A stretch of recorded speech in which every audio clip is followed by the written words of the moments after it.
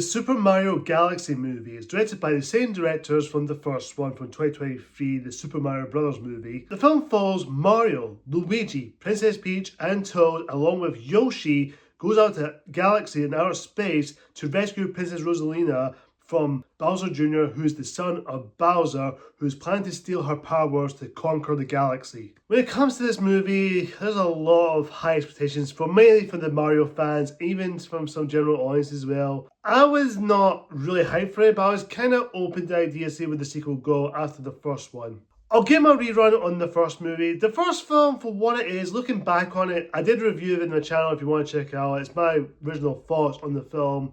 There are things to like about it, but I did feel like the film was a bit underwhelming. It did feel like it was just showing these cool visuals and cool Easter eggs for the fans. But I will say, looking back on it, even rewatching it now, again, before I saw this one, it was alright. I would say it's harmless. It does get the job done. It does quick pace throughout. But there are some things to enjoy with the animation, and there are some fun references. And the story, simple, very paper thin, but I will give it this. Mario's arc is pretty clear, even though it didn't develop him that much, but there are some things in there I can appreciate for what it's going for.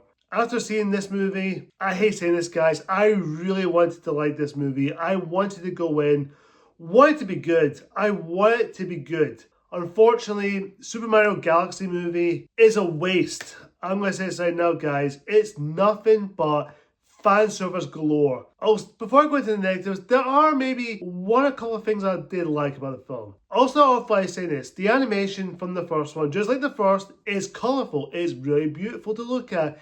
Even go out in a galaxy in space and the world building is there. It is very bright. It is really lighthearted fun. There are some really cool visuals. I will give it some credit for sure from Illumination, which Illumination is very light and fluff in certain movies, but this one is kind of like really unique, and it has that style which I do really appreciate, and there is some creativity which I will give it some credit for sure. As far as the characters go, well, the voice acting mostly. The voice acting, everyone does it all. They did their job, from Chris Pratt, Anya Taylor-Joy, Charlie Day, Donald Glover, Jack Black, Benny Safdie, Brie Larson, Glenn Powell, which we'll talk about soon enough. And the rest of the actors do get the job done. They're great and they're fun to watch. They do give the best voice performance as much as they can, despite the script doesn't give them much to work with. And as far as Mario and Luigi, the first one, you don't get much with them together because they've been separated in the first one.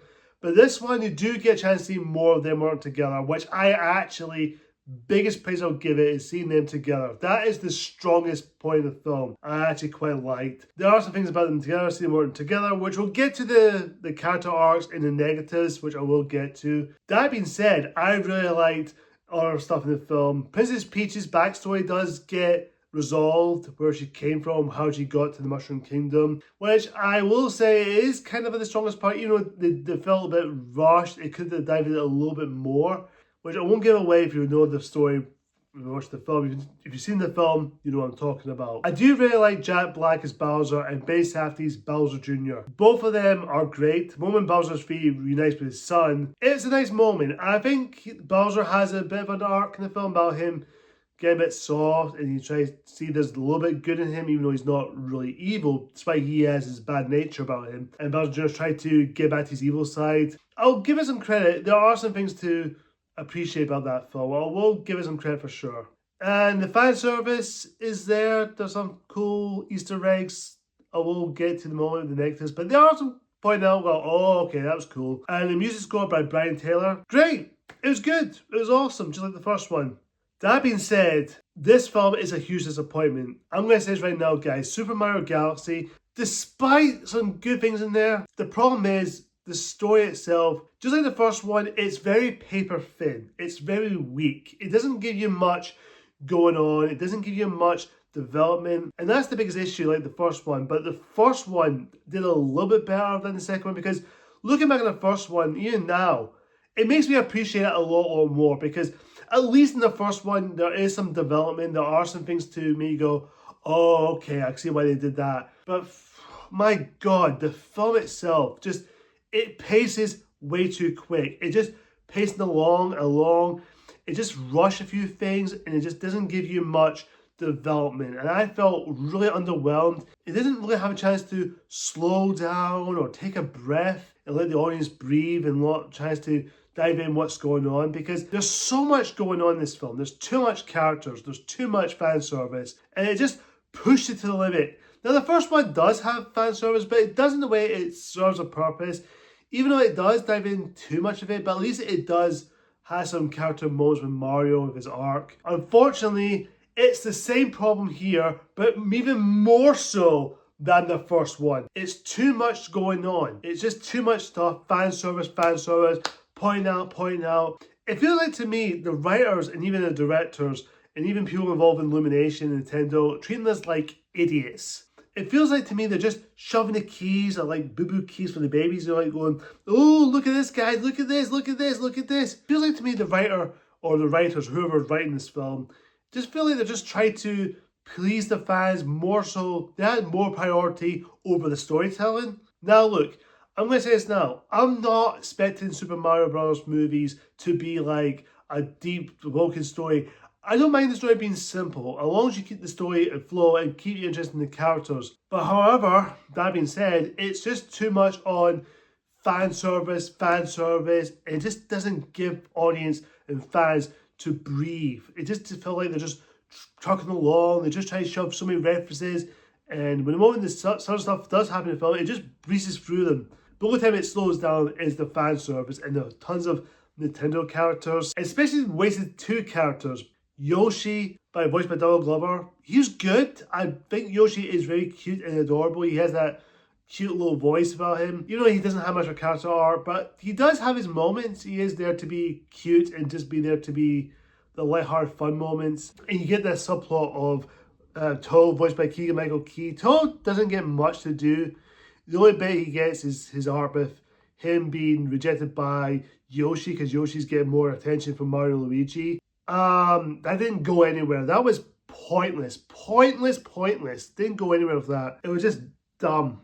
It didn't develop into that as much. Another character they kind of wasted is Princess Rosalina, voiced by Brie Larson. Brie Larson does a good job voicing her. She does a good job. She is great, by the way. Unfortunately, she was wasted. She only had like 10 minutes of screen time, like bare to the 10-minute screen time of her character. And that's kind of waste, because Brie Larson does a good job and she was kind of underused. Because for what I enjoyed for the Mario Galaxy games, I never played the games myself, I'm not familiar with it. But she has supposed to be like an important role of the story, but God, they kind of wasted her a little bit. It didn't give her much development because she's been kidnapped by Bowser Jr. to use her powers to conquer the galaxy. And that was a total fucking waste. It wasted that character.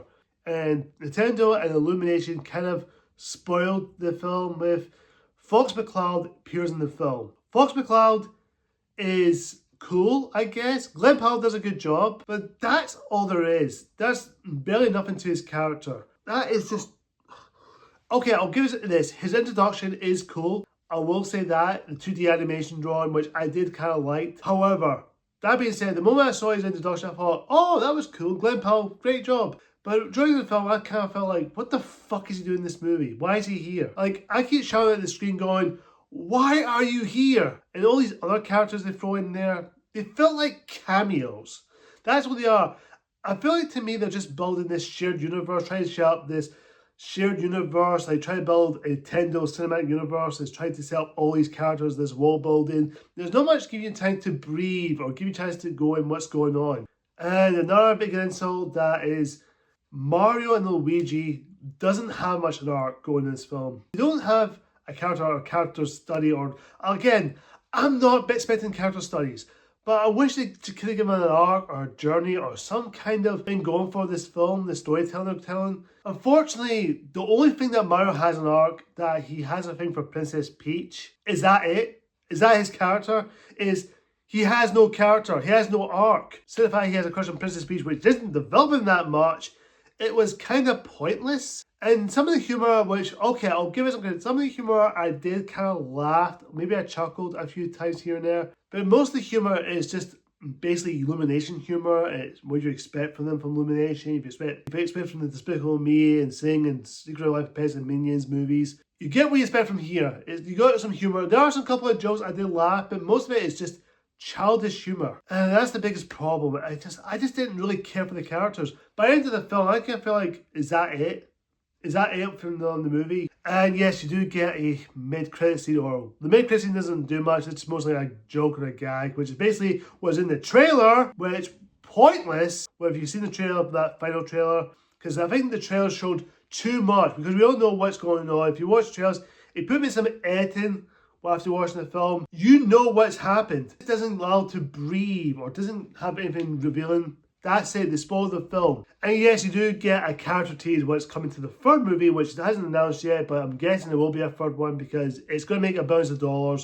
No matter what the film reviews are, what people say about it, or what I said about it, it's going to make money, it's going to do well. And I don't want to beat the bush around here, but I feel like to me, this film tries too hard to please the fans. Now, I'm not against fan service. Like I said before, I'm not against fan service as long as it serves a purpose for the story. But in comparison to, well, I don't want to compare this to another video game franchise, but look at Sonic the Hedgehog movies, prime example. Now, let me say this now. I don't think Sonic movies are masterpieces. I'm not putting them in the best movies ever made. I'm not saying they're the greatest films. But in comparison, the Sonic movies, at the very least, tells the story, very simple story. Yes, the stories are simple, they are straightforward. But the thing is, at the very least, Sonic movies know when to have fan service. Yes, they do give something for the fans to appreciate as well for joint audiences, but the movie does allow to breathe and get inside the character's head. At least Sonic develops a character. In Sonic 3,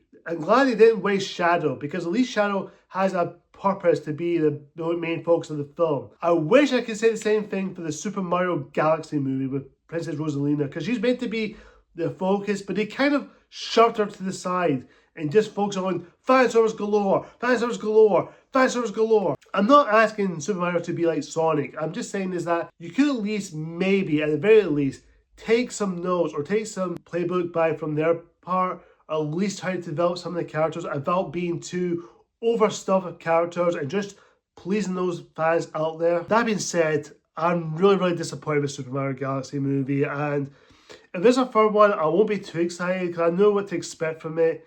And if people out there do like it, if you guys enjoy it, if you had fun with it, thank goodness. I'm happy for you guys. I'm happy. I'm glad. But I expected more from it. I wanted more from this movie. And I hate saying this. I'm going to say it right now. The Super Mario Galaxy movie, it's a waste of time. It's a waste of time. It's fun to watch. Yeah, it's harmless. Kids will enjoy it. If you're a Nintendo fan, you're going to have a blast watching it. But if you're expecting more from it, you're going to be disappointed. That's 2 in a row. If there's a third time that it's going to happen the same thing, all I can say is Illumination, Nintendo, third strike, not just you're out, more like game over. I'm going to give the Super Mario Galaxy movie a C-. Overall, guys, comment down below and tell me, have you seen the Super Mario Galaxy movie? Do you love it? Do you like it? Do you think it's alright, or do you absolutely hate it? Whatever the case is, comment down below civilly, please. Thank you so much for watching, guys. If you like this video, hit that like button. And of course, if you're new to the channel, why not hit that subscribe button and hit that icon bell for more future videos just like this. Overall, guys, I'll see you guys next time. And of course, happy Easter, everyone.